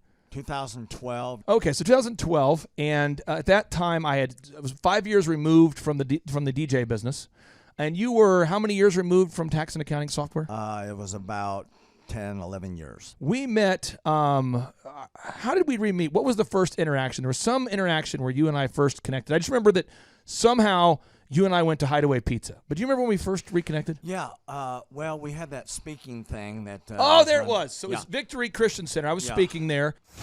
My name is Robert Redmond. I actually first met Clay almost 3 years ago to the day. I don't know if he remembers it or not, but I wasn't working with him at the time. I asked to see him and just ask him some questions to help, direct my life, to get some mentorship. But I've been working with Clay for now just over a year. The role I play here is a business coach, business consultant. I work with different businesses implementing best practice processes and systems that I have learned here by working with Clay. And the experience working here has, to put it real plainly, has been just life-changing. I have not only learned new things and have gained new knowledge, but I have gained a whole new mindset that I believe wherever I end up will serve me well throughout the rest of my life.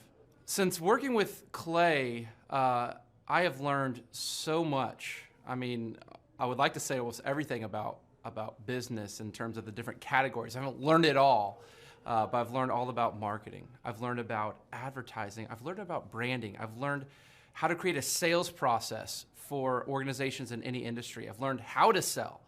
I've learned how to create repeatable systems and processes and hold people accountable. How to hire people. It's almost like every aspect of a business you can learn. I have learned a lot in those different categories. And then, again, the mindset that I've gained here has been huge. Working here, you can't be a mediocre person. You are a call to a higher standard of excellence. And then as you're called to that standard here, you begin to see those outcomes in every area of your life, that standard of excellence that you want to implement no matter what you're involved in. I would like to describe the other people that work with Clay are people that are going somewhere with their life. Marshall in the group interview talks about how the best fits for this organization are the people that are goal-oriented. So they're on their own trajectory, and we're on our own trajectory.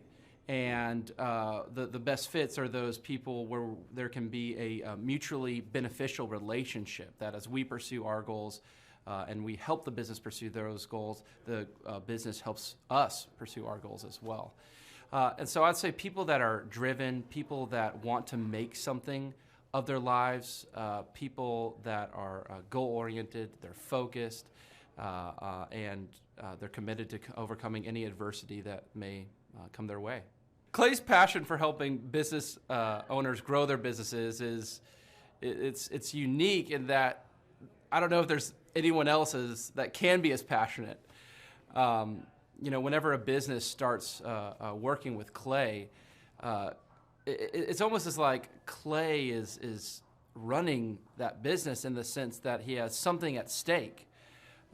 He's just serving them, They're one of his clients, but it's as if he is actively involved in the business. Whenever they have a win, he's posting it all over his social media. He's shouting it across the room here at Thrive.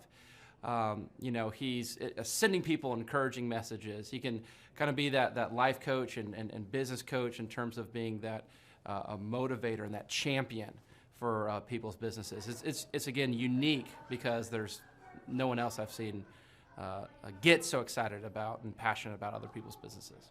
The kind of people that wouldn't like working with Clay are people that are satisfied with mediocrity.